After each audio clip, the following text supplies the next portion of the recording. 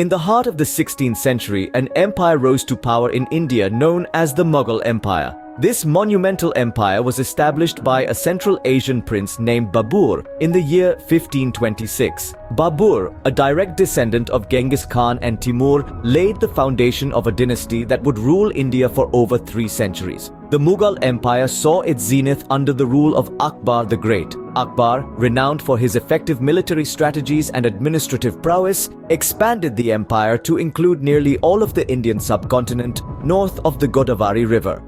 His reign is celebrated for its political stability, wide-ranging administrative reforms, and cultural and intellectual pursuits. The Mughal Empire was not just about military conquests and political strategies. It was also a period of immense cultural and architectural renaissance. Shah Jahan, the 5th Mughal emperor, is best remembered for his patronage of architecture, including the construction of the Taj Mahal, a symbol of love and an architectural marvel that continues to captivate the world. But as they say, all good things must come to an end. The Mughal Empire began its decline with the reign of Aurangzeb. His religious intolerance and military campaigns strained the empire's resources, leading to political instability and social unrest. Throughout their rule, the Mughals implemented a feudal system. Land ownership and taxation were 2 critical elements of this system, deeply impacting the Indian peasantry. The Mughals granted land to their nobles in return for military service, creating a class of land-owning nobility. This system, however, often led to exploitation of the peasantry, who were heavily taxed and faced harsh penalties for non-payment. These socio-economic dynamics under the Mughal rule played a significant role in shaping the lives of millions of Indians. The Mughal Empire, with its grandeur and complexities, left an indelible mark on the Indian subcontinent. As the Mughal Empire began to crumble, another power was rising on the horizon, setting the stage for a dramatic shift in India's socio-economic fabric. As the Mughal Empire weakened, the British East India Company began extending its influence across India. What began as a trade mission in the early 17th century soon evolved into a political and military dominance, forever changing the course of India's history. Originally, the British East India Company was drawn to India's abundance of spices, textiles, and precious stones. Their initial interest was purely commercial. However, as the Mughal Empire's grip on power began to falter, the company saw an opportunity to extend its influence beyond trade. This opportunity came to a head in the Battle of Plassey in 1757, a pivotal moment which marked the beginning of British territorial rule in India. The battle, fought between the British East India Company, led by Robert Clive, and the Nawab of Bengal, saw the company emerge as the victor, signaling the shift of power from the Mughals to the British. Following the Battle of Plassey, the company established its rule, marking a significant transition from Mughal feudalism to British colonial capitalism. This transition brought about significant changes in land ownership and tax systems. Under the Mughal rule, land was owned by the community and the peasants paid their taxes directly to the state. However, under the British rule, land was privatized and the tax collection was outsourced to zamindars or landlords. This new system of land ownership and tax collection had a profound impact on the Indian peasantry. They were now subjected to high taxes and had to deal with middlemen who often exploited them. This led to a loss of autonomy for the peasantry, pushing many into debt and poverty. The British East India Company's rule, therefore, brought about drastic transformations in India's socio-economic structure. It marked the end of traditional feudal structures and the beginning of colonial capitalism. This period of history laid the foundation for British colonial rule, which would continue to shape India's socio-economic landscape for the next 2 centuries. The British East India Company's rule brought about drastic transformations in India's socio-economic structure, laying the foundation for British colonial rule. With the British East India Company's rule firmly established, India entered a new era of British colonial rule.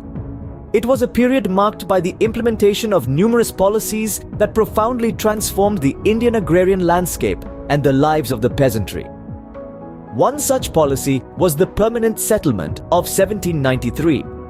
This system vested the land ownership rights in the hands of a class of landlords known as zamindars. In return for these ownership rights, the zamindars were required to pay a fixed sum of revenue to the British. However, the burden of these payments invariably fell on the shoulders of the peasantry. The zamindars, in their quest to extract maximum revenue, imposed exorbitant rents on the peasants, pushing them into a cycle of poverty and debt. In regions where the permanent settlement was not implemented, the British introduced the Rayotwari and Mahalwari systems. Under the Rayotwari system, the peasant was recognized as the owner of his land, but with a catch. He had to pay a fixed sum of revenue directly to the British. Failure to do so could result in the confiscation of his land.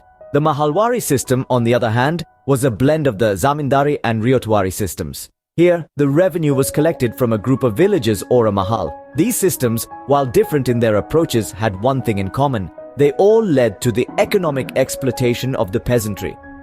The British rule also led to a significant transformation of the agrarian economy. The focus shifted from subsistence farming to cash crop cultivation.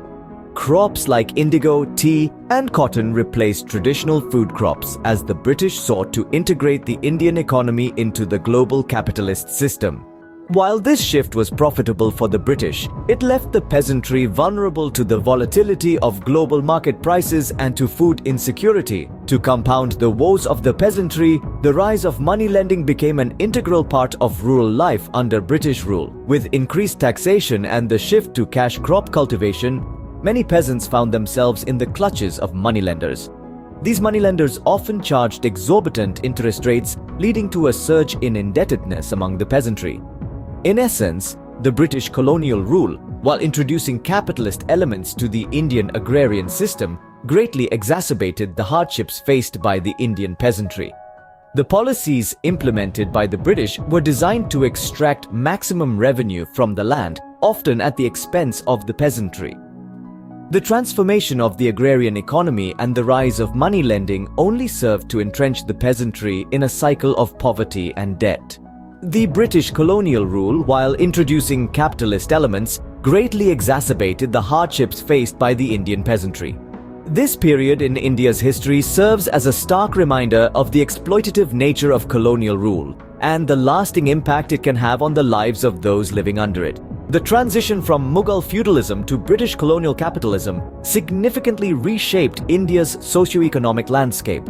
As we've journeyed through the annals of history, we've seen the rise and decline of the Mughal Empire, the transition to British rule, and the profound effects these shifts had on Indian peasantry.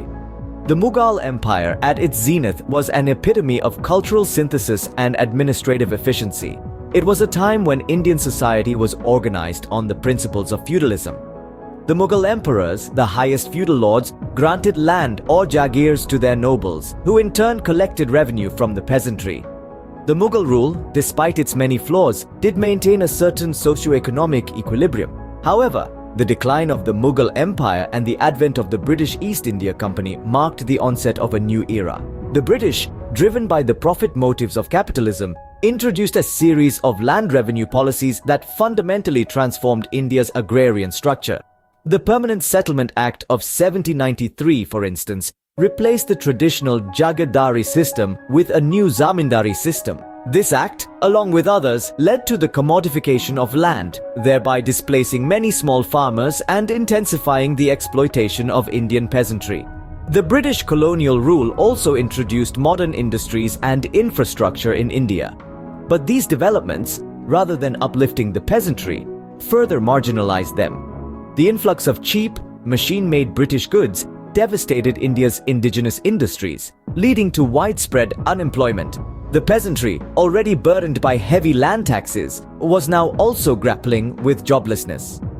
These historical transitions from Mughal feudalism to British colonial capitalism had profound and far-reaching impacts on India's socio-economic structure. The exploitation of the peasantry, the destruction of traditional industries, and the commodification of land not only impoverished a significant portion of the Indian population, but also laid the groundwork for India's modern socio-economic issues.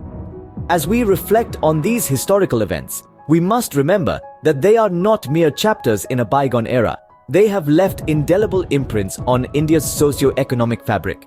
The land ownership disparities, the rural poverty, the struggle of small farmers against the forces of capitalism, These are all echoes of a historical transition that took place centuries ago. In essence, the transition from Mughal feudalism to British colonial capitalism was a pivotal period in India's history. It not only reshaped the country's socio-economic landscape, but also set the stage for its future struggles and triumphs. As we delve deeper into India's rich and complex past, we gain a clearer understanding of its present challenges and future prospects. The echoes of this historical transition continue to reverberate in modern India, a testament to the enduring influence of its rich and complex past.